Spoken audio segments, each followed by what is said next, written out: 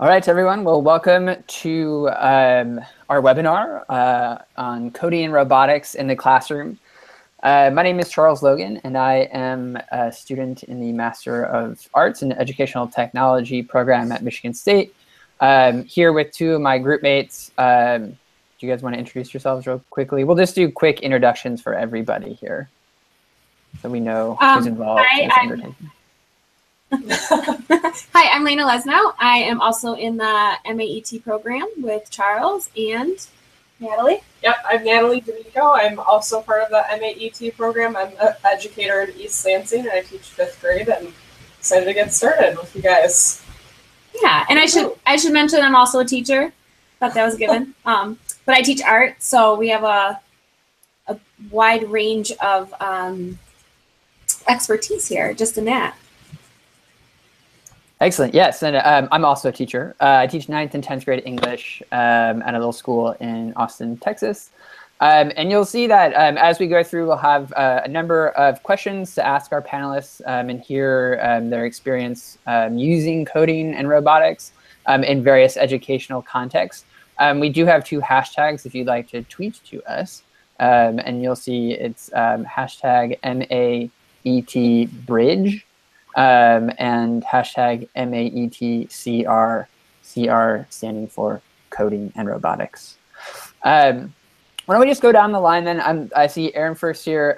If each of our panelists wouldn't mind just telling us your name and the educational context in which you're using coding and robotics, and anything else you think our millions of viewers need to know about you before we jump into coding and robotics more specifically. Sure. Well, thanks for having me. It's always exciting to talk coding and robotics with other avid enthusiasts. But my name's Aaron Maurer from Bettendorf, Iowa. I'm trying to get my lower third panel thing here installed. But on social media, I'm known as Coffee Chug or Coffee Chug Books. I've been in education for 14 years. I recently just took a new job within the last 3 weeks where I'm overseeing STEM education for 21 school districts. Also just launched at the exact same time, so I'm not sure if I'm in a midlife crisis for what I'm doing right now, but a nonprofit STEAM innovation hub combining a art studio and gallery along with a STEM makerspace, connecting with all local businesses. And so all the coding and robotics and things we're doing, we're going to be infusing it with the local economy so kids can see the skills that we're doing is actually real world jobs for them to potentially make a living with. And in terms of coding and robotics, I've spent a long time building everything from 5-foot robots that have Raspberry Pi camera eyes to competitive teams to using the microbits to smaller robots and infusing them into all classes, whether it's just hobbies or after school, all the way down to language arts and math classes. So really excited to share some stories and also learn from everybody on the call tonight. Excellent. And I think, well, Mick, you want to introduce yourself real fast?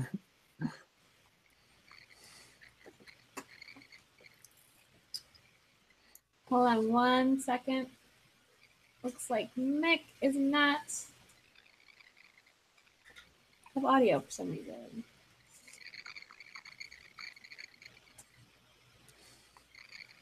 Nope, still can't hear you, Mick. We can't hear you, Mick. Sounds like something. All right, we'll come back. Natalia. Hey, Charles. So to give a little bit of background about me, I taught fine art for 6 years. And I got my undergrad was in studio art and psychology, and I got my master's in secondary ed and education. So I was an educator for a while, and these days I'm at the New York Times working as a software engineer. So I have a lot of opinions about all things with education and teaching coding, because it was also a very personal journey for me. And one of my favorite passions in this industry, specifically with front-end development, is to talk about the bridging of domains, specifically with design and with engineering and things like that. So. Awesome. Thanks so much. Priscilla. Hi, I'm Priscilla Fojan. I am an elementary technology teacher, and I teach at 3 schools, K through 5, in the Lansing area. So for the most part, for my kids, we do like basic coding. We try to implement vocabulary and doing block coding. I introduced for my advanced kids Python. Right now, just the basics, because I'm not fully like knowledgeable about the subject. I would like to learn more. I have like little robots. I have Ozobots, which I've been calling them Ozobots for years now. And then I just got these like little mice called Colbies. And then integrating other things into the classroom on a small budget. Excellent. Well, I think you guys all really touched on a number of things that we'd like to explore tonight, which ranges from how can teachers who are maybe an English teacher, for example, or other teachers who are not as familiar with using coding and robotics in the classroom, bringing coding and robotics into the classroom in a meaningful way. So certainly we'll explore that. As well as sort of why larger questions of why coding, why robotics, and the kind of questions that you would recommend educators ask before adopting these programs, which are often rather pricey into their classrooms or schools. And so I guess our hope is to have a kind of wide-ranging conversation. Please feel free to respond to one another. We've got a bunch of questions that we have, but if you have questions for one another or what to follow up on something that one of the experts has to say, please feel free to do so. Mick, any chance your volume is working, just to introduce yourself real fast? No. All right. Well, Mick is the 4th member of our group. I'll introduce yourself for you. Also has a beard, as you can see, so that's really important to know. And is a teacher in Michigan. Anything else that we need to cover before jumping in, group mates? No. All right. I don't think so. Okay. Dive in. So you also have touched on this in different ways, but one of the opening questions that we wanted to ask is sort of just to clarify, what are the benefits as you see them of coding and robotics? Aaron, you talked about that connection with real world and the business community and making learning less abstract.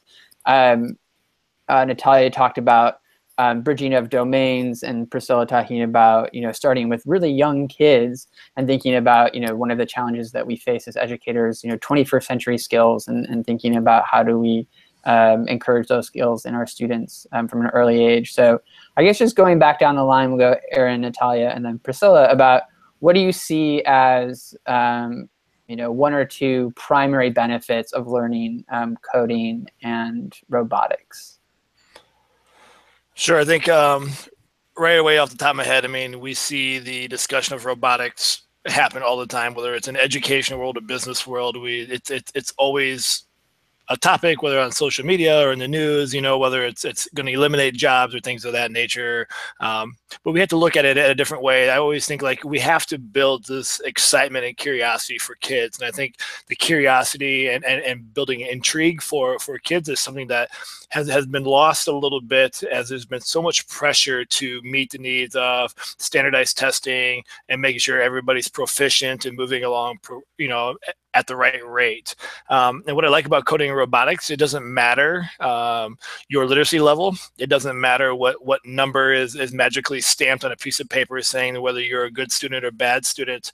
What I see, it's a hands-on opportunity to build those obviously 21st century skills, but more importantly, getting kids to learn, really how to problem solve. I know we'll get into some other things, how to actually make that work in the classroom and things like that. But what I think happens is changing our paradigm of how we look at classroom culture. When I run with just simple robotics or coding, whether it's with young, elementary kids in 1st or 2nd grade all the way through high school, you never start off going, let me explain the 10 key vocab words, or let me explain what a robot is, and let's take a paper pencil test. Like, no, screw that stuff. Like, but that's like the system that's in place. And so what we need to do is you give them the materials and you say, make a robot. And what's going to happen 9 times out of 10, the kids' curiosity, the questions that they ask are the exact standard, the exact curriculum that you would have created anyway, except for now they have this student agency. They're asking, well, how does this work? How do I do this? How do I get another LED? How do I make it move? Whatever it is, the task at hand, and you've just achieved it. And now the student's in the driver's seat. You've got 20 different answers, but yet in the end, even though the pressure of education for teachers is to still document learning, you can still prove that stuff is happening. And so I just see this hands-on. It's exciting. It's the mood right now, and there's cheap robots. You can make things out of cardboard and duct tape for all I care, but you can grab them right away and still achieve what you wanted to achieve.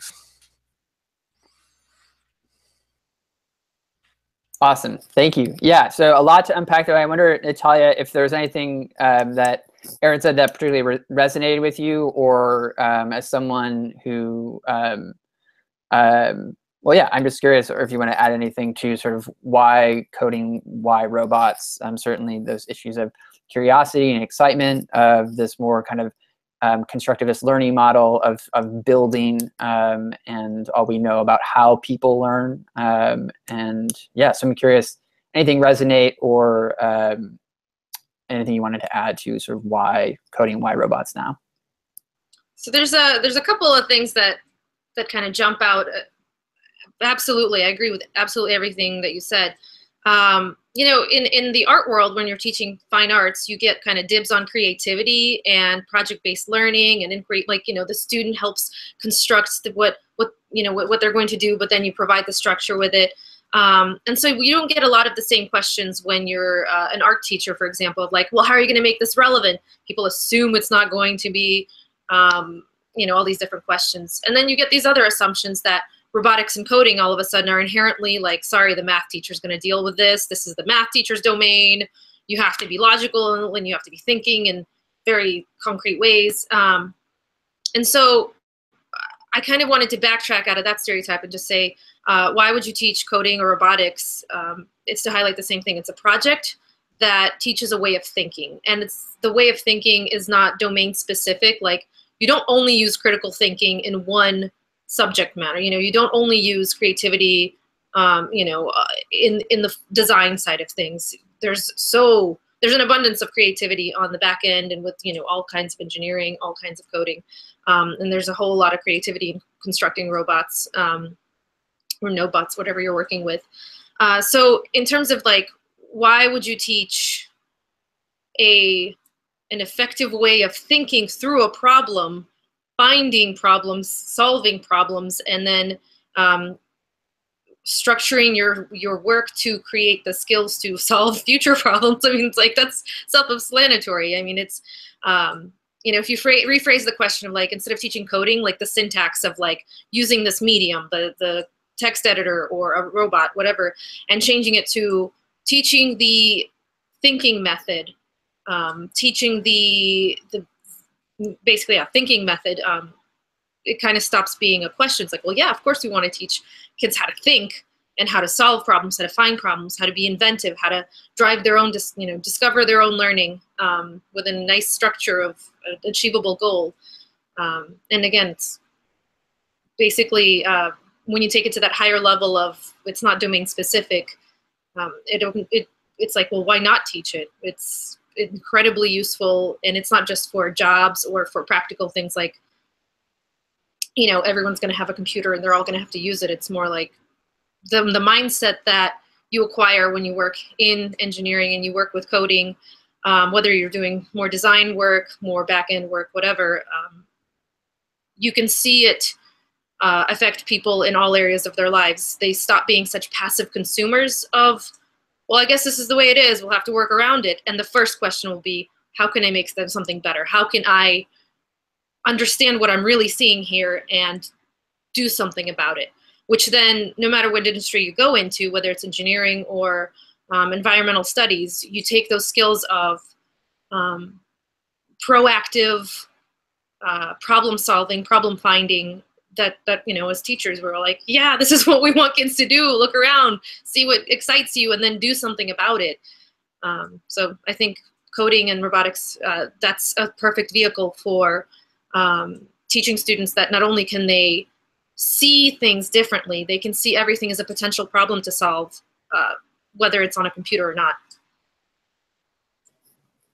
Awesome. So a lot to unpack in those first two answers, and you know, my hope is that we can get to all of that. But you know, one thing that strikes me about what you're both saying is the kind of like, duh, why don't we do this? And I think oftentimes as educators, at least in my experience, it seems like, well, duh, why don't we do this? And then there are systems in place, or, you know, Erin, you talked about standardized testing that you know, does not reward that kind of creativity or that thinking. And so there's that tension there of, you know, I'm a classroom teacher and I have to meet these standards, and I have to make sure that, you know, sometimes my job depends on my students meeting those standards. And so one of the things I'd like to get into is, you know, how do we make space for what seems in many ways kind of a self-explanatory, you know, trans-disciplinary undertaking like coding and robotics, and how do we fit that into classrooms where oftentimes teachers feel a kind of pressure to, you know, just get through the curriculum, and there's less flexibility there. And I know Priscilla, as a K-5 teacher, I'm curious. So just to clarify, so you're the technology teacher specifically, rather than like a language arts teacher or like a science teacher. Is that correct? Yes. Yeah. So okay, great. Oh, back to you. Yeah, go ahead. So I teach K-5 technology. They first labeled me as a computer teacher. So they wanted to do like typing and all that. And I do that, but I decided on my own accord that I wanted to implement coding. Like, I was never told to do it. I was never said, this is our benchmarks, that you need to do this. My position is very free. So I choose to learn and bring what I'm learning and things that I might not even know myself, and I'm learning with the students, because I feel like a lot of teachers feel like they need to master this before they can actually show their kids, where the kids can answer so many questions. They are able to figure things out that a lot of adults just can't wrap their mind around certain things, and they just pick up on it really, really quickly. Excellent. Well, that I think actually leads to one of my next questions, which is, you know, you of your own accord decided, I want to do this. I see that, you know, it's important for some of the reasons that Natalia and Erin talked about. And I'm curious, what kinds of questions do you think a technology teacher or any other educator needs to ask before trying to integrate coding and robotics into their classroom? Because I think, you know, there's something kind of deceptive about technology, period, where it's, you know, Erin, you talked about kind of the curiosity, and it's novel and exciting. But you know, if that is sort of the sole reason why we as educators are choosing a technology, then I think we're not doing our due diligence. And you know, in the Michigan State program that we're a part of, we learned about this whole model called TPAC, which is an acronym for technological, pedagogical, and content knowledge, all operating within a specific context. So I'm curious, really for all of our guests, you know, in your opinion, and in the different contexts in which you're using coding and robotics, what questions do you think educators need to ask before they proceed and really try to integrate coding and robotics into their classroom? And I guess Priscilla, we'll start with you. For me, I do know TPAC, so I went through the program as well. And for me, it's as if I was a regular classroom teacher, not just a technology teacher, because it's really easy for me to integrate it into my class because it is the content and the technology part of it. But if I was just a regular classroom teacher, you need to think about how is it connecting to your what you're trying to teach. So I've stumbled upon this a lot, that the kids are doing, say, code.org, and in 4th grade they're learning about angles, And so the kids are doing coding, they're doing Blockly, and then I tell them that what the language would look like in real life, and then they go and they're learning and practicing their angles and how they need to turn and situate their character that they're creating. And then they could be doing it with art and just relating all of these things together, but really thinking about what is your end goal with the technology. You're not just throwing this technology and be like, hey, play, figure it out. You have to connect it to how you're teaching and what you're actually teaching the content, like TPAC, exactly. Sure. Yeah, so it sounds like for you then it's, what's my educational aim, and then, sort of backwards design from there. I'm curious then, did I mute myself? Yes. Okay, now I'm unmuted. Aaron, for you, in the context in which you're working, what recommendations would you make to educators in terms of the questions to ask before they begin, in terms of is that backwards design? I guess, would you add to anything that Priscilla said? Curious for your response. Yeah, so I think in the bigger general context of things, when we're going to talk coding or robotics, I think we have to get back to this grander question, and the grander question is what is school for? What is the purpose of school? And you have to answer that. And I bet if you were to go to the schools in which you work, I bet you would probably find 40 different answers from 40 different people, from administration to paras to educators, everyone in between. And so defining what is the point of school. But that's not really answering your question per se. But there's a much bigger issue that I don't think we really know what is the point of school. And the reason we don't, and because we don't have that clear answer, everybody has different theories and everybody has different ideas, which is why things just spin in circles and cycles about every 3 to 7 years. But I think what you have to look at in terms of the classroom teacher that's going, how in the world do I make this work, is what is the goal? I mean, just like we've talked about, I mean, common sense would tell you, you have to have a purpose. Like, you just can't have a flashy, shiny object. And when you talk a lot with coding and robotics, people will easily dismiss it. One, because the average educator who maybe hasn't sampled or messed around with coding robotics is terrified of it. They think it's too overwhelming. So they'll easily dismiss it, going, it doesn't fit my classroom. I don't have room for it. I don't have time. I'm done. But then how come we continue to find time for the shiny, flashy objects of apps and Google extensions, and whether the latest little craze is, whether it's a Kahoot quiz? I mean, is that really moving the needle of learning anywhere? No. It's fun. It's a brain break for you, probably more than the kids, yet you still infuse those things. So the very excuse you use to get away from this is the same barrier that you're using in your classroom time and time again. I think the other thing you have to look at is that cognitive rigor. We have to make sure kids are learning. This does not mean that we give a paper pencil test every time someone does something. I mean, whether does the robot, does it move? No, yes, no. I don't know.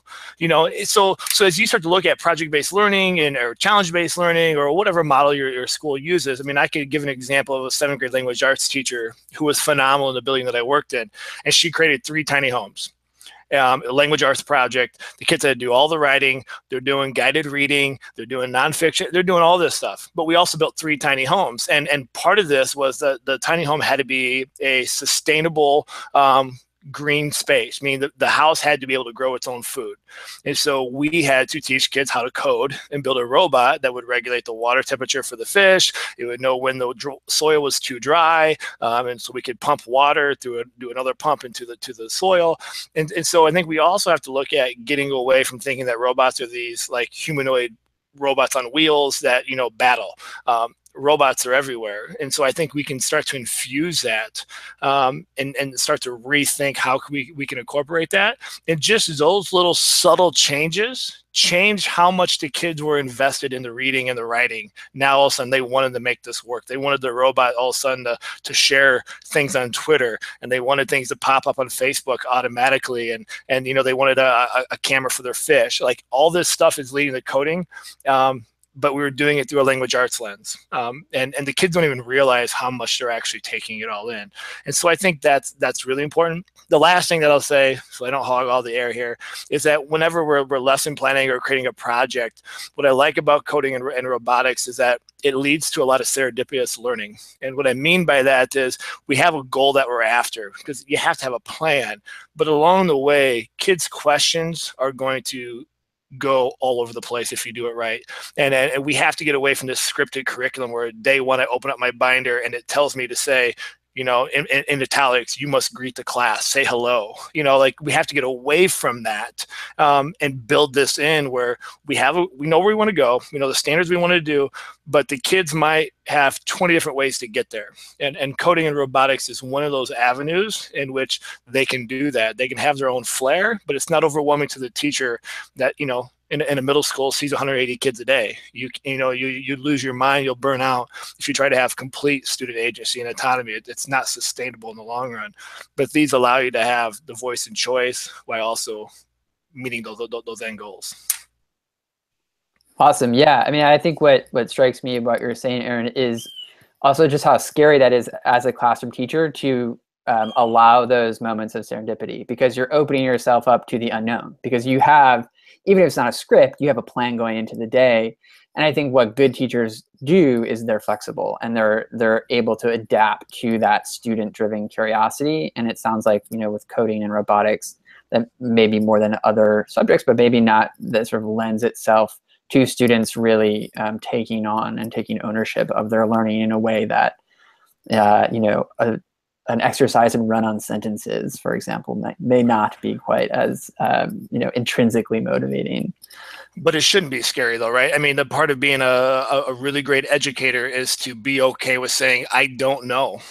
Go figure it out. Now you've just built student agency. Like, I don't have to know everything. This whole mindset of education used to be where we had to be master teachers. And it's like Will Richardson says, you know, that era has passed. It's now time for us to be master learners. So it's okay for me to go, I don't know. Let's figure it out. The stuff that kids were doing in my room, they're 100 times smarter than me, which is why the CEOs of startup companies wanted to Skype them and didn't want to talk to me. And these kids can't even drive a car. And I'm just a platform. I'm here to make sure that, you know, we don't do anything illegal. We know no one gets hurt, but this is, you go with it. Let me know what you need and let me get out of the way. And I think we have to get to this point of professional confidence where it's okay for us not to know everything, because it's impossible. Yeah, absolutely. Well, I'm curious, Natalia, to loop you in and thinking about, you know, the ground that we just covered there, and that, I mean, we've notion of a teacher, you know, moving away from that sage on the stage model to really being, you know, a co-learner. If that's something that you've seen in terms of coding and robotics, alongside then, if you're a co-learner, you know, what questions are you thinking ahead of time or in that moment to ensure that, you know, the technology is used in a really meaningful way? Or is it that, or I guess, do you just have to sort of step back and say, okay, these are the questions that I'd hoped to achieve, but now I'm gone off in a different direction? So I'm just curious from your experience in the context in which you're working. Yeah, just to give a kind of just a more broad, and not to repeat a lot of the things that were already said, some of the things that came to mind were just access. Do your students have access to the technology that you're having? One of the problems that I saw when I was still teaching was just kind of like sometimes a teacher would like to bring in art into the classroom to make it more interdisciplinary. So you'd see the coloring pencils come out and nothing actually interdisciplinary would be happening, and be like, there's just color pencils now. It's art related somehow. And that always really frustrated me. So I kind of see a lot of times the assumption from an educator that we have to have computers and tablets and things and all of this stuff before we can ever write a single line of code. And then, when am I going to learn this code? Might as well go do a career in it, because it's just like this rabbit hole of like, where do you even get started? There's so much noise, there's so much happening, and it's, you know, the perception is that it's moving at lightning speed, and, you know, by the time you teach it to the kids, it's going to be obsolete anyway. And that's just like both like, what is your students' level of access and experience with this, but also what are your assumptions that you're bringing to the table? And do you actually know somebody who, like for example, a technology teacher who might be a resource to you, or a somebody who's working in the field you can run your ideas by them, and they can kind of give you some guidance on that. So like figure out what your resources are as well, because it ultimately isn't, you could teach coding without having a single computer in the room, because what you're really trying to do is teach them how to think through a problem in a systems way. Like, we're going to create a system, or we're going to design a robot, and by the end of it, all you have is a piece of paper with maybe just like, yes, no, does it do this or this? And you can think through all of the things you would code and you could do with technology, but you don't have to have a single circuit or computer in the room. So I think, yeah, between, just to keep it kind of brief, is like, what are your students know? What do they know? Do they have access? What do they have access to?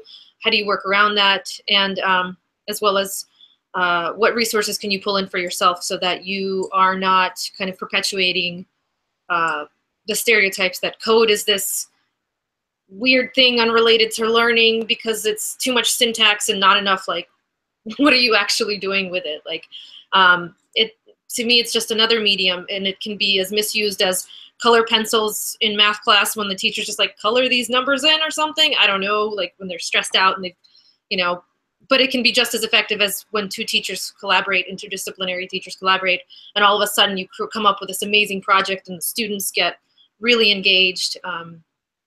It can happen. The same thing can happen, and I think it's pretty cool. Awesome. Well, I mean, I think that brings up this question of, some kind of nuts and bolts recommendations, for teachers who are like, I mean, maybe it's a little late it's not that late in August 7th, of like, all right, I want to try this, even if it's, a unit or some element of coding and robotics. What would you say to that teacher who, has asked, okay, yes, my students have some access to technology, both sort of old school and computers, and they maybe have some working knowledge of coding, or maybe no knowledge. I guess I'm curious, like, what would you say in terms of good first steps, either in your own experience working with educators who maybe have come to you and say, I want to do this, how do I get started on coding and robotics? What are some sort of tangible things that you would say, okay, check out these resources, or make sure you're taking into account things like access and familiarity? I guess we'll go back to you, Priscilla, in terms of what have, if any, teachers have approached you, what do you say to them, or are you sort of the sole representative of coding and robotics? Just curious, again, sort of nuts and bolts recommendations for educators who are looking to start integrating coding and robotics into their classroom. For me, well, I taught with one of your group members, Natalie. She and many other teachers in the 3 schools, they were interested, and my main thing was always telling them or suggesting them to go to conferences or to seminars that are usually, a lot of them are free.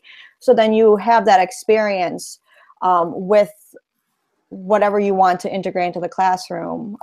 For me, I started personally with code.org, and I went to one of their trainings that were free in the area. And then after I went, the next year I decided to have them come back, and I had, like, the kindergarten teacher went to the training to see how she could integrate it into the classroom. If you don't have like the funding, or you want to start with something that's free, trying to, like, our area has something, a PLN for tech people, or your ISD. Our ISD has technology that you can rent and you can bring into the classroom instead of you going and purchasing it. So you kind of have that experience, and they will train you on it. But just reaching out, finding a tech teacher or a group in your area, and kind of reaching out and playing with things, because Natalie got a Sphero, which I personally don't have, because I teach with 3 different platforms, and only one school has iPads, and that's an iPad only robot. And so it doesn't make sense for me to have that at my other 2 schools. So trying to kind of research and play around with what is available to you. And a lot of the times companies will send you things for free if you reach out and you ask. But just to play, be a kid. That was the biggest thing. Like, I feel like I'm a kid sometimes, like playing around when researching all these things, because it's fun and you're kind of being a big kid. And I just love the opportunity I give the kids, because in the real world, you're never going to sit there and open a book and answer 20 questions and that's your job. Right or wrong. You're going to be collaborating with other people. You're going to be solving problems. You need to be able to talk to adults that are older than you and be respected. And so I just feel like starting young, even if a second grader's questioning me, like, I want them to. And sometimes they're right. And having that gratification that, ooh, you're right for the teacher, having that environment for educators and students. And now I just went into a whole like other thing. I'm sorry. I just went going off. But yeah.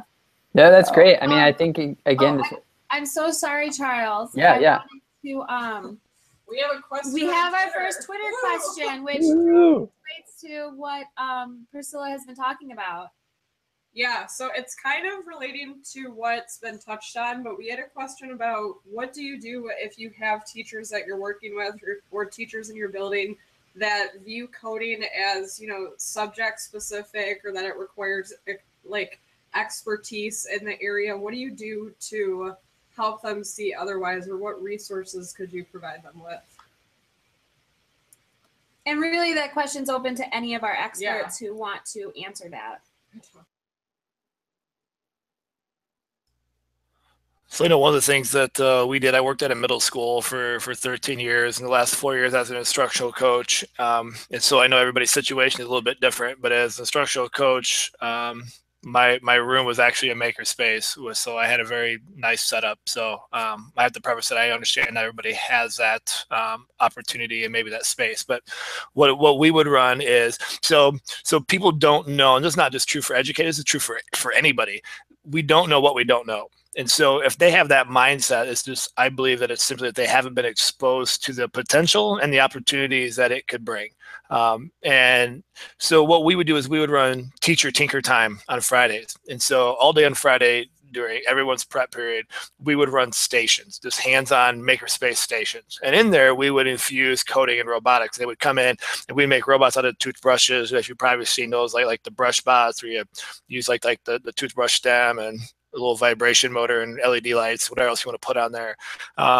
And whatever we had around, and we just get them playing and making and exploring. And through there, the conversations would eventually lead, not to every teacher, would lead to, oh my gosh, this would actually work in my class. Maybe not in that moment, but I can't tell you the amount of times where through just giving them the opportunity to come in and play and explore would lead to connections down the road a month or 2 or 3 months later, where they're all of a sudden they're trying to problem solve. You know, they always talk about the best way to solve a problem is to go out for a walk or get away from the problem. And that's what that teacher tinker time was exactly. Get away from grading papers. It's Friday. You're tired. You don't want to do anything. You might as well just come down and hang out and play.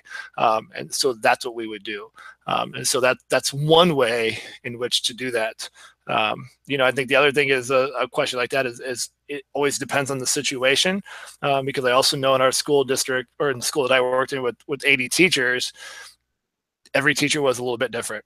There were some I could push and be maybe a little more upfront and abrasive with, going, you can do this. This is your, you know, and there's other ones I'd have to really kind of cautiously think about how I wanted to approach that. And so I think you have to also respect people's boundaries. You know, I believe by the mindset of everyone's at a point A trying to get to point B, and we need to celebrate those moments however they get there. And just because I'm a nerd and I love robots and I like to code doesn't mean that's for everybody. And I have to be cognizant of that. But it's how do I help them at least see the opportunities that could be, if that's something that they want to explore. I'm struck, both Aaron and Priscilla, you brought up play and how important play is, not only for students, but also for teachers. And I think so rarely, at least in my experience, do we have time to play as teachers, and to really sort of live the the philosophy that many of us, I think, try to bring to the classroom. So that's really awesome. I love that idea of teacher tinker time as a time to play with the technology, but also to see how it might work not only in your own classroom, but also sort of touching on you're talking about, Natalia, if you have multiple teachers there from different disciplines, then you could see teachers finding ways to incorporate a project across different classes.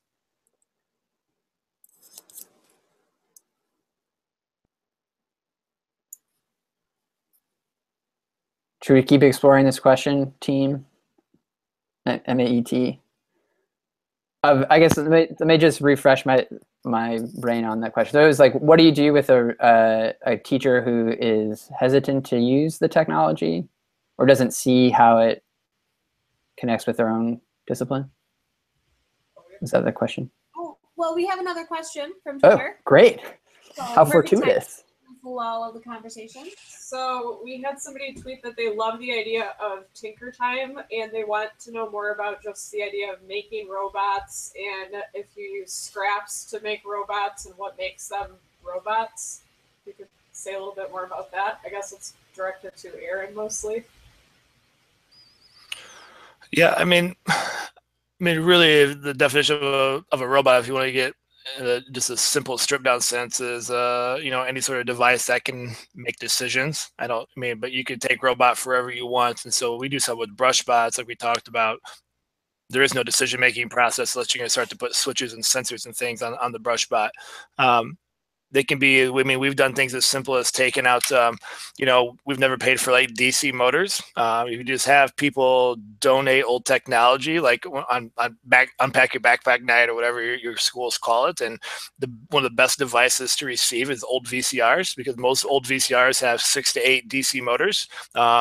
Most TVs have a ton of wire, and you don't need to buy much of anything. And so you can take 2 DC motors. You can take pop bottle lids as wheels, old cardboard, because probably most of us probably buy something from Amazon on a daily basis, or at least I do, or a routine basis. You cut up cardboard and a hot glue gun, and you can have yourself a high-powered race car that costs you literally nothing more than about 30 cents, plus whatever you bought on Amazon. But you can make it out of anything, and I think that's something that we have to get back into schools as we keep talking about play. Is it doesn't have to be a kit. We're so ingrained that we have to go buy this kit, and I have to have a teacher guide, and I have to know what day I'm supposed to do on day 1 and day 2. No, you give kids a bundle of junk and say, the task today. If you're not in a classroom where you're trying to meet 18 standards and you're talking about this opportunity to play in robots, make me a robot. Well, how do I do that? I don't know. Start putting stuff together. Well, how do I do that? It's amazing how many kids don't know how to do that because their whole entire lives are scripted. These kids, I look at, like, when I was a kid, you went outside and my mom locked me out of the house and said, go play, because I'm tired of hearing kid voices. And we'd sit there and we'd play pickup games and we'd figure out things to do. Now, everything has to be organized. I have to have organized sports team. I have to have organized music. I have to have lessons. I have to have a tutor. They don't even know what to do when boredom strikes because they're bored in a nanosecond. And so as much as we could sit in the teacher lounge and complain that society is creating these monsters, we could maybe be the agent of change and go, boom, we're going to start to incorporate this into our class. When I run workshops, it's amazing the amount of panic that comes over teachers' faces when I give them 2 straws, a piece of foil, and a piece of cardboard and say, create a device that can keep a baby warm without electricity. You've got 15 minutes, go. And we've lost sight of that as well. And so we've got to get back into this free spirit, and getting away. We have to have these. There are some great kits out there, so I don't want to bash kits, but it doesn't have to be these big, expensive things. You have everything you need probably sitting in your classroom or sitting in storage bins in your basement. I think that's a great point. I mean, in doing some of the reading, just sort of familiarizing myself with this topic, I mean, there was a school in North Carolina that purchased like a $20,000 robot. And the teacher was basically using it to teach vocabulary. And so, I think if that's how we're thinking of robotics, then we failed. Natalia, I saw that you had unmuted yourself. Do you want to jump in? For a second, but that's the raising your hand on Google Hangouts. Actually, I loved hearing this this answer, because when you get to talking about like we can make anything, like we got scraps and some bottle caps and we got wheels, and it's usually, sorry, I'm in New York, so you're gonna hear all so quiet and peaceful here. It's funny, it's because that again has been the domain of the art teacher. It's like I've got scraps of paper and I've got some glue and like we can make a thing. It can be a project. And the funniest thing about that, like if you're focusing on teaching coding and you're, say, a design teacher, an art teacher, or you're just focused on the front end of things like HTML and CSS, we're not even going into JavaScript or like the programmatic stuff. We just want to create something visual on the web. You actually need the least amount of supplies. You just need a text editor or just access to the web, because there are tools like CodePen, which is just online, and it just immediately renders in your browser where you write HTML, CSS, and you can write some JavaScript, and it's immediate, instant feedback, and you can create something beautiful. You can take some other people's code and start editing that, and all of a sudden, it's scaffolded for you, so you're not starting from a blank canvas or blank slate there. And that way, I mean, you don't really need anything at all, and you can start playing around with just this most accessible thing in the world, that like everybody's got a screen that's glowing right at them. Everybody at some point finds access to a browser, and if you just happen to go to the right website, you have something that allows you to write markup and styles and exercise design principles or create layouts with basically just the right amount of, like, the right keywords, the right syntax. So I think that's really cool too, is you can have that kind of tinker time or playing around with, showing other teachers or showing other people like what's really possible just by going to a website and starting typing. And like 9 times out of 10, people are like, wow, I didn't know you could do that right here, right now, and get immediate feedback on it. And it becomes immediately apparent just how many things you can create. So if you're, a teacher and you want a student to create a written piece of content, but then you also want them to, create a blog design, like make it look like it's on a blog. There's collaborative tools online that scaffold so much of this stuff for you. Like there's Glitch, which is a community that creates basically, let's simplify it. It gets you started on creating web apps without having to know how to create web apps. There are a lot of people working on amazing tools, like Mavo Lever is working on it, which is just like you're going to be able to get students from 0 to a functional prototype in just about no time. And they're all tools out there that come with great documentation and that you can just play around with in what little spare time teachers have, and still be able to get excited about it and see, like, that moment can happen where, like, I can use this in my curriculum and it can actually push forward learning and it can actually integrate with something very easily without having to be an expert in it myself. Excellent. Thanks so much. So, I mean, let me ask, do we have any, because I'm not looking at the Twitter feed, that would tax my brain too much. Are there any other more questions on Twitter? Feed? Nope, not at the moment. Okay, great. So we've got about 10-ish minutes left. And I guess, it seems like we've just been praising robotics and coding. And so, and maybe rightfully so. I mean, it sounds like both from a kind of pedagogical point of view as well as, a hard sort of skill point of view, coding robotics makes sense. But what would you say to skeptics? Certainly, I mean, I think, Aaron, you addressed one question I had about someone who's like, well, we don't have the budget, but if you can, do some dumpster diving, you should be fine. But do you feel like either, I guess, what would you say, one, either to skeptics who are not convinced that coding and robotics is the way to go, or a teacher who is setting out, and what kind of mistakes do you see? I guess those are two questions that are too different. I'm gonna go with my second question, which is, what are mistakes that you've seen educators make with coding and robotics that you would say, all right, don't do that? And sort of why, in your opinion, have they, or how, I guess, might those mistakes be avoided? Sure. Hopefully you can still hear. I don't know if my video is still working or not. My ugliness might have broke my camera here, but we can hear you, just can't see you. Yes, Okay. I can hear hear you, but we can't see you. Okay. I think a couple mistakes. The first one would be that, and this is true whether we're talking coding robotics or just quality teaching, is the teachers have to do it.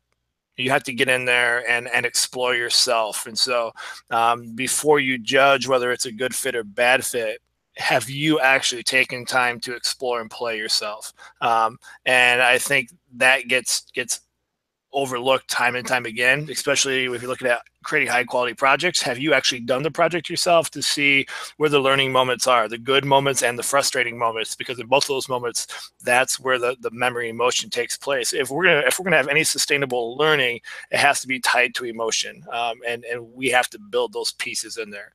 I think the other mistake that I see is really more mindset. The fear and the lack of confidence in educators. When I talk, like I'm running a makerspace workshop tomorrow, actually 2 of them, and I already know what's going to happen. I'm going to talk to teachers, and they're going to say, "Oh, I do coding a little bit. I've done code.org a little bit, or I had my kids on Scratch a little bit." A little isn't enough. Like, you have to dive in more. If you just do a little bit of anything, you're never going to get the desired result. It doesn't mean that you have to go through and devote hundreds of hours, because we know that time is the #1 monster to all things in education. But we have to be able to dive in deeper, give kids opportunities to explore and see what they're capable of. And then from there, even if you get away from it in your general classroom, if you're exposing kids to the coding and the programming, that might be the light bulb that some kid needs to take off and take it to that next level. And hopefully that's where the after school activities are, the competitive teams or other things that happen. You know, the last thing I would say is that in the latest Wired magazine, there's a fantastic article that really kind of opened up my eyes to a lot of things. And it's talking about that technology in regards to robotics are going to replace so many jobs that we hear time and time again. Well, if you look at where the jobs that are going to be replaced, they're actually the jobs that, like, on average, most males do. And the article concludes with the idea that what we're facing is not a technology problem, it's a social attitude problem. We have so many people, whether we do it intentionally or not, that define themselves based on their work. Lots of males define themselves as, you know, I work at a factory, I'm a truck driver, this makes me a man. When those jobs are gone, what are we going to fall to? We have a social shift. And so by doing small robotic things, we have to deal with frustrations. What this means for me, this is going to happen to society here very, very soon. And we're going to have to start to rethink what it means, because coding and robotics is going to play an impact. We have a factory right now that's actually helping my nonprofit. And the reason that they're making so much money is they actually have 10 people employed, and they're a $15 million profit a year. They make robots. And what makes the robots? Robots. Because they can work 24/7. They don't need insurance. They don't need a 401k. And when they break down, you just simply put a new part in. And so we have to start to rethink about what's going to happen if we're not able to problem solve, communicate, and do these things, because it's happening right now. We just are in this stage of denial, not realizing that it's going to be there. We all love Uber, but don't think for 1 second, well, unless they capsize on themselves. Uber doesn't really care about being a taxi service. They care about being driverless car network. They have the network of the world for driverless cars. You don't think they're going to be probably the 2nd or 3rd $1 trillion industry after Amazon? You know, unless they completely destroy what they're doing, their whole system's going to be robots. And so those are the things that we have to start to think about. Right, so the stakes are very high for us both as educators, but also for students, right? I mean, again, thinking about, you know, as Aaron talked about, the kind of, you know, dire need to make sure our students have viable careers and really sort of useful mindsets when it comes to thinking about work. And so the last few minutes here, I guess want to touch base with Priscilla here, and then Natalia, and then we can wrap up. But going back to that question of mistakes that you've seen teachers make, and then how to avoid those mistakes when it comes to teaching or even thinking about coding and robotics in the classroom. For me, I've seen teachers not think about the technology that they obviously have at the moment, and then going and buying the shiny toy or something that they think is the hot new thing, but then they find out they can't actually use it. Like, I've had teachers go to sessions and they're like, oh, this is all about this robot. And they go and they're like, okay, what technology do you have in your school? Oh, we have Google Chromebooks. Oh, you can't use this with your Google Chromebooks. We just bought X amount and we can't return it. Now what? Like, they didn't make those connections and having that communication with whoever's in charge of their technology department and looking at the specs. And then, like Aaron said, just not enough time. Like, hour of code, I never did hour of code because it's just an hour. Like, I did quarter of code and I didn't even think that was enough. So I want to integrate it more throughout the whole school year, and obviously do the typing and all the other boring stuff but that I have to do, but integrating it more throughout the whole school year, because it's not just a little bit. Like Aaron said, it's something that you can do a lot more with, and you just have to play, like my main focus. Yeah, excellent. Natalia, thoughts on how educators sort of fail when it comes to integrating technology, specifically coding and robotics, in their classrooms? Yeah, so to keep it brief, every company is a technology company now, and I think a big mistake that educators do have is, they come in as consumers of technology. They come in as people on the outside who have seen Silicon Valley, the show, and what you read in the papers, what you read, and you kind of come up with this idea of what it is, and educators forget to when you hear those stereotypes of what teachers are like, you're like, that's not what it is. Oh my God, how can you get it so wrong? And we don't just have vacations in the summer where we do nothing. You get the similar kind of misunderstanding of what working in the tech industry is really like, and then teachers go on and start telling students, like, this is what it is. It's for this narrow slice. You'll be an unwashed person sitting in front of a computer, and you'll never speak to a human being again, and you'll work with computers nonstop. Isn't that fun? And that couldn't be further from the truth, because again, like, every company has a technology either section, or at this point it's going to be a wing or a floor or something.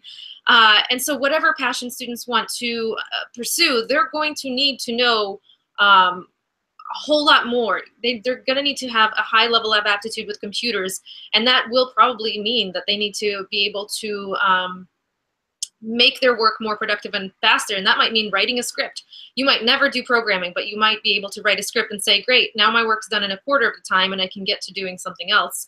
And that could just be somebody working in a bank or in an office or something.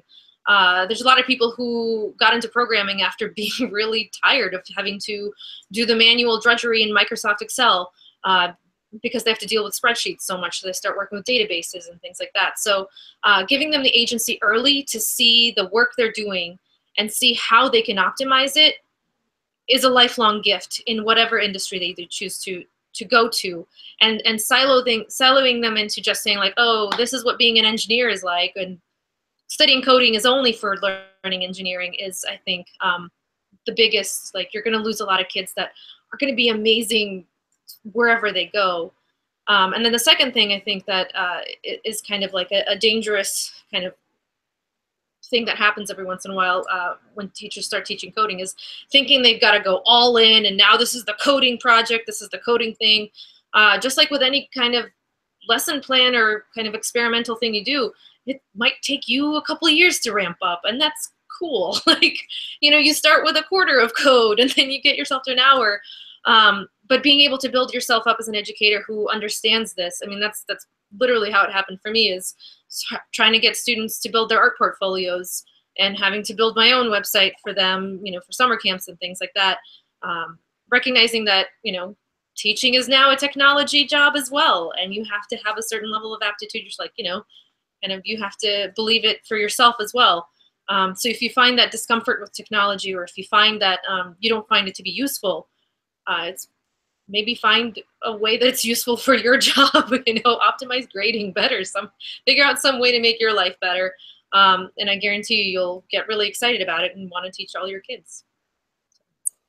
Excellent. Well, so I mean, I'm just struck by this thread that's emerged as the power of play, not only for our students, but as an educator, for us as teachers to really think about play as a form of agency, a form both for as educators, but for our students, and one that when we play more in the classroom, we're able to break down those barriers that would dictate, what knowledge is, what knowledge isn't. And so I'm really struck by that theme that's emerged from our conversation tonight.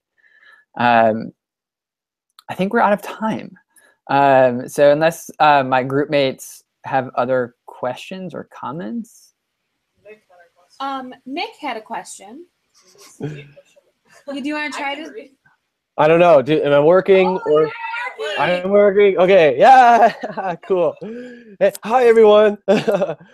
So mine was just a really quick question on, and this could be like a time constraint thing, but also just, one, robotics is definitely hands-on. You're building, you could be soldering, all that stuff, and then coding, that's all on the computer, typing away. Should there be more of a focus on either robotics or coding, or should they both be hit equally hard and with plenty of vigor? Just real quick impressions or thoughts.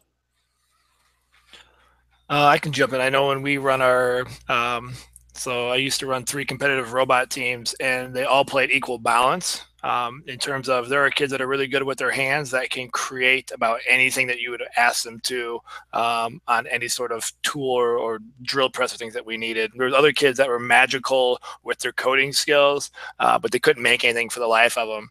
There was other kids that could see the problem and actually visualize the solution, but couldn't really make or code. And so I guess that it's kind of the cheesy cop-out educator answer. I think they're both equally important. It just depends on the task at hand. I think it's also really important though that we push kids to explore these areas that they're not very good in. So just because you're amazing at coding, you should also be learning how to use your hands to build and code robots or make robots, and vice versa. If you're really good on the tools and 3D printing, you should also learn how to do some coding as well. But I also know that if they're really good at something, let them push to see how far they can actually go, because that just might lead to a career opportunity or a hobby that, makes them happy in life. So I see an equal balance, but it all comes back to those questions we talked about before. What is the purpose of what we're doing? If you're looking at in computer science, there might be more or web design, then obviously coding is going to be more of an emphasis than building a robot. But, you could do some amazing things where we were trying to build a robot that would deliver coffee to teachers in their classrooms, and we would control it through a smart board and a PlayStation controller. So in that case, the robot severely outweighed the coding because the robot looked cool, but the coding was ungodly hard. Yeah. This just reminded me of my favorite story of webcams were invented because someone wanted to keep an eye on the how much coffee was in the coffee. Yep, absolutely, yeah. Something I want to jump off on that is yes, the answer is yes, all of it, because coding and making, working in technology is extremely collaborative, so you will find people with different skills at different slices and different interests as well, because, coding isn't just like you code and this is what you do. There's such a spectrum of different approaches, different mindsets, different ways of thinking. There could be ideas made visual, ideas that you work in the abstract, and so you build systems in an entirely different way, or you could build them physically with robots, and getting it to where, you have students collaborating, doing as many different parts of this thing as possible. You're gonna engage the largest group of kids by combining those things. I would agree. I wish I've done both. I've only done really the coding with robots, but never creating robots. Mine is more of a traveling issue because I go classroom to classroom, so it's more of a like supplies and getting it from point A to point B and getting it out into the classroom. But it would be something I would like to venture into. But if you had the resources and you had the possibility to do both, I would make it more of an equal thing. They're both very important. Cool. Thanks, guys and gals. Okay. Thanks, everybody. Natalie and Lena, other questions, thoughts, or should we wrap up? Let's check Twitter just one last time. Anything? Nope, nothing. Well, I think we're good. I think, yeah. Thank you guys so much. It was so amazing. And just again, I just love hearing the word play because I'm an art educator. So that's my main focus for the students. And I think it's something that does get lost with all everything that educators have to do within the classroom. So it was really nice to hear that that was the main focus on kind of integrating robotics and coding into the classroom. Yeah, definitely. There were a lot of great takeaways and great things to hear that both kind of reassures what I do in the classroom and gives me some ideas for things to share with other educators that I know. So thank you guys. All right. Thanks, everybody. Yeah. Thank you. All right. Yeah, thanks for having me. Everybody. All right, thanks. Bye.